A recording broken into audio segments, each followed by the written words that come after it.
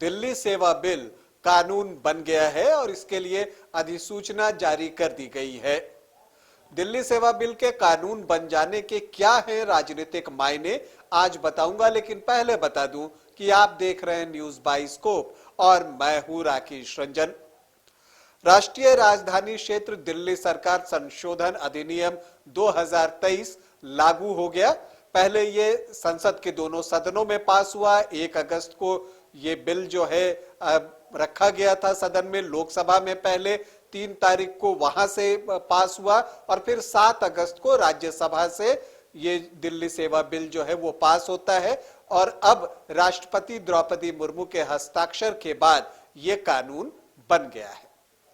लेकिन इससे होगा क्या, अगर आप ये जानना चाहते हैं तो आपको इसकी पृष्ठभूमि में जाना होगा।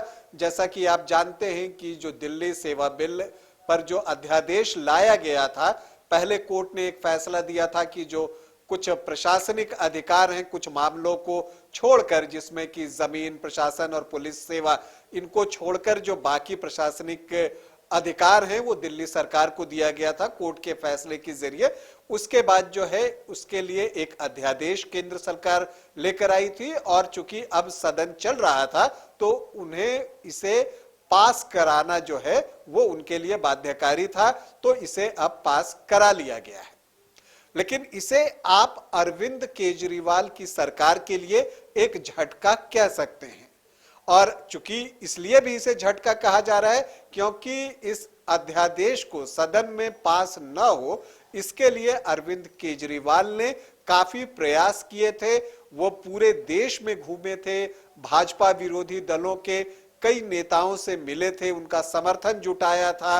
और कहा तो यहां तक जाता है कि जब पटना में विपक्षी दलों का पहला जो एक बैठक हुई थी उनकी, वहां से वो इस स्वतंत्रता दिवस आजादी का जश्न मनाए वाइल्ड वादी वाटर पार्क में, जहां 1 से 30 अगस्त तक पाए amusement park, bird park, zip line, hurdle swimming, water park, 360 cycle, spinner, trampoline, bungee जैसे कई बेहतरीन ऑफर मात्र 100 रुपए में। वाइल्ड वादी वाटर पार्क रांची, कॉल 9304। नाखुश होकर लौट आए थे और बेंगलुरु में वो तभी शामिल हुए जब उन्हें ये आश्वासन दिया गया कि दिल्ली सेवा बिल पर कांग्रेस उनका समर्थन करेगी। तो उसके बाद जो है उन्हें पूरा विश्वास था कि राज्यसभा में ये बिल जो है पास नहीं हो पाएगा और इसीलिए उन्होंने विपक्ष को एकजुट करने का प्रयास किया। लेकिन उनका ये प्रयास जो है वो असफल रह गया। लोकसभा में तो सरकार को जबरदस्त मेजॉरिटी है और उनका बहुमत है, तो वो बड़ी आसानी से जो है बिल को पास करा ले गए। राज्यसभा में अरविंद केजरीवाल को उम्मीद थी और उनकी पार्टी को उम्मीद थी कि ये बिल शायद पास ना हो, लेकिन ऐसा कुछ नहीं हुआ। जो राज्यसभा में वोटिंग हुई वहां पर जो है विपक्ष के नाम 102 वोट आए। तो जो आप सरकार के पक्ष में अगर हम बात करें तो 131 वोट आए और वहां से ये दिल्ली सेवा बिल जो है राज्यसभा से भी पास हो गया और अब जो है राष्ट्रपति के हस्ताक्षर के बाद ये कानून बन गया है। अगर हम इसके राजनीतिक मायने तलाशें तो पहला तो ये है कि जो अब दिल्ली सरकार के प्रशासनिक अधिकारी हैं उनका जो ट्रांसफर, पोस्टिंग, ये सारी चीजें जो है अब फिर वापस से उपराज्यपाल के पास चली गई। दूसरी बात, ये चीजें तो हो गई। अगर हम राजनीतिक पहलू देखें तो ये जो INDIA गठबंधन बना है उसके लिए आप कह सकते हैं कि ये पहली शिकस्त है। और वो इसलिए है क्योंकि लोकसभा में तो उन्हें बहुमत नहीं था, राज्यसभा में भी वो बिल को रोक नहीं सके।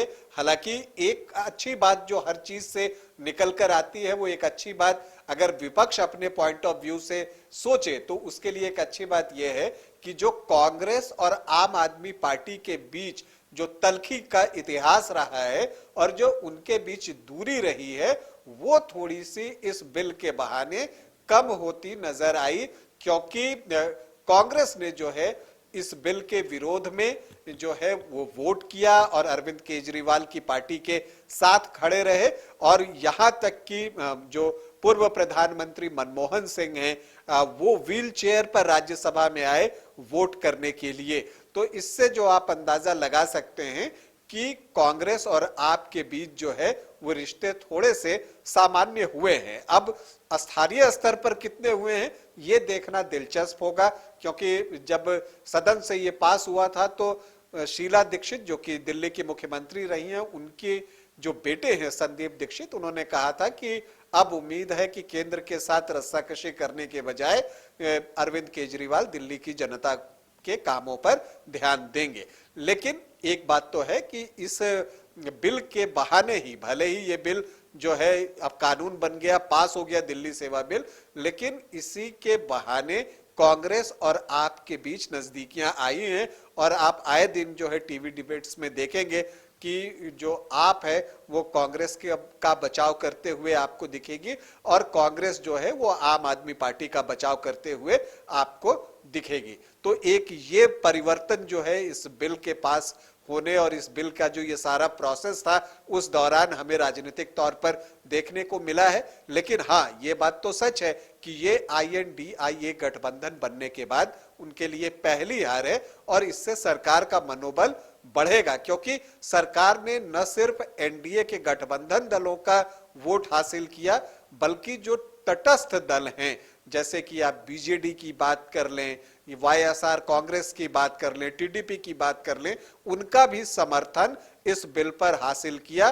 तो ये एनडीए के लिए बड़ी जीत है और केंद्र सरकार के लिए बड़ी जीत है और उनका फ्लोर मैनेजमेंट जो है वो जबरदस्त रहा।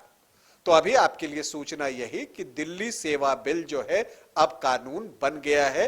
राष्ट्रपति द्रौपदी मुर्मू ने इस पर हस्ताक्षर कर दिए हैं। अभी के लिए इतना ही, इजाजत दें, नमस्कार। एशवेल ड्रेस ये एक ही बोतल में है। Stress, weakness, acidity, obesity, hair fall, skin की हर परेशानियों। Complete solution institute for bright future IIT JEE NEET की तैयारी के लिए फाउंडेशन प्रोग्राम, क्लास 8 से 12 तक की तैयारी, NTSC, Olympiads, KVPY and board exams. Tension नहीं लो, CSI आओ। Complete solution institute near DPS school behind carnival banquet hall.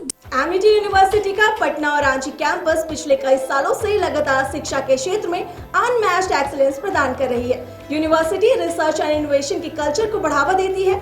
यही कारण है कि यहाँ के शिक्षकों और छात्रों ने मिलकर अब तक 700 से ज्यादा रिसर्च पेपर और 30 से ज्यादा पेटेंट फाइल किए हैं।